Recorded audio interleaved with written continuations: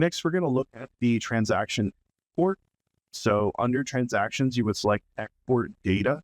That will take you to this transaction page here to export the data out of EX Suite into various formats and save it onto your PC. In essence, taking it out of the cloud and storing it locally so that you could generate your own reports or Excel file or maybe even load it to another third-party application. So let's go over the options to do that. First, we're going to have a site selection. If you want to do one site, you could select one, and you could do multiple here, or you could select all. I'm going to just select the one site. We have an account selection here. So if you wanted to export only the transactions from a certain account, you can have the option to do so. I'm going to select all. We have include network transaction. This is going to mean if we this off, we're only going to do proprietary card transactions.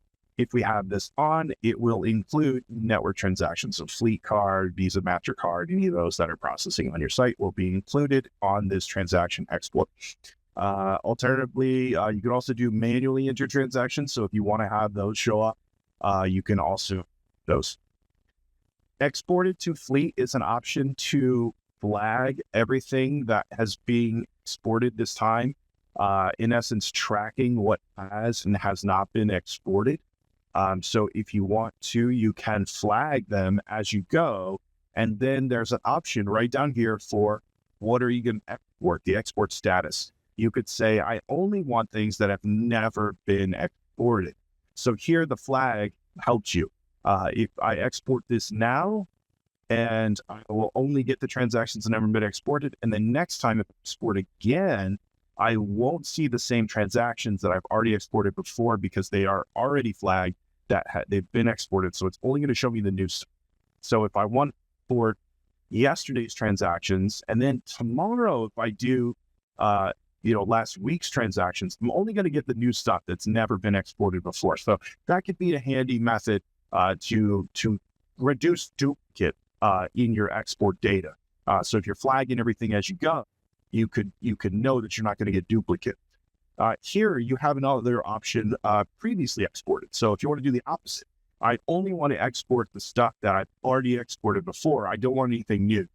You could do previously exported, and it'll look to see only the transactions that have been flagged previously.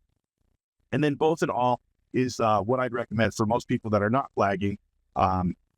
Or if you want a report that you've already generated some, but some aren't, and you just want everything, then both and all is really where you want to be. So we're not going to concern ourselves with flagging it right now. We're going to look at everything. So we want both. I want flagged and unflagged transactions. So we're going to select both and all. Down below, we have a date format and we have a time format on the right. So I'm just going to select the first one here, but if you have a specific need for a third-party application that needs to import in a certain format, then you may need to come down here and select this. This is like our old Phoenix format, year, month, day. So if you need a different format, make sure you select the one that works for you.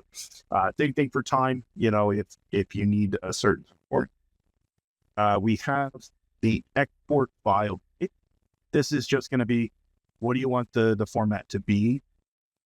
Do you want it to be an Excel file, XML file, or a CSV? We have a number of different formats here. The most popular ones are Excel or SCI, CSV, or SDF.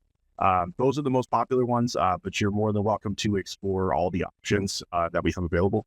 If you need additional prompts to show up on your export, you'll need to use one of these extended options. So extended E or extended SDF.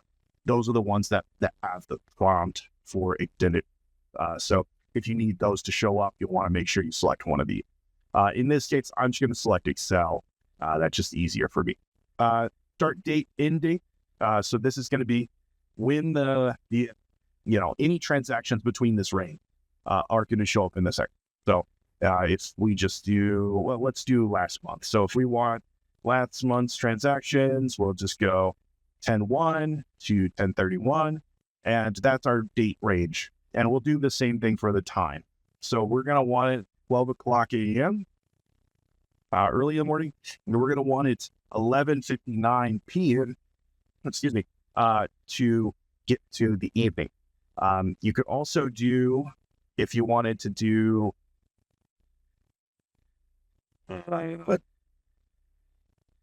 12 o'clock a.m. the next day, that would also work.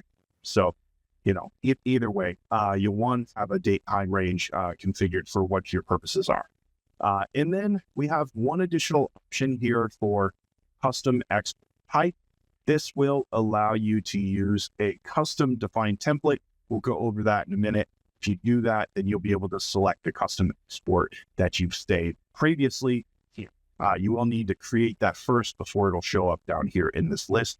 But when you turn this on, you'll have this toggle. If you need to turn it on, there's a standard export option here that'll let you go back to Excel.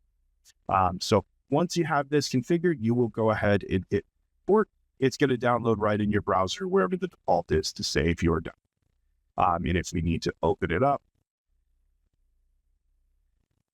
then we're going to have a Excel file format because that's the one I selected.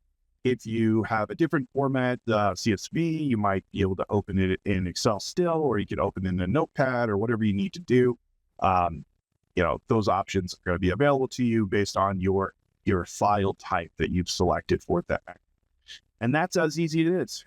You can do this in this transaction export data. You could also do the same thing in a scheduler option. So if you wanted this to be semi-automated, you can schedule an export automatically. So that maybe every day, every week, or every month, or every quarter, or whatever you like, you can have that emailed to you instead of you coming in to create manually.